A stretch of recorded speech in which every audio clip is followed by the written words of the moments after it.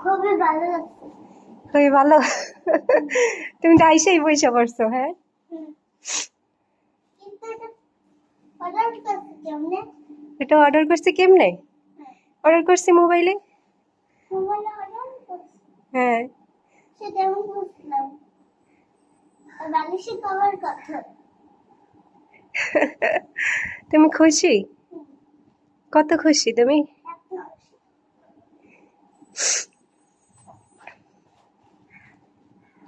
জামা কাপড় খুলো।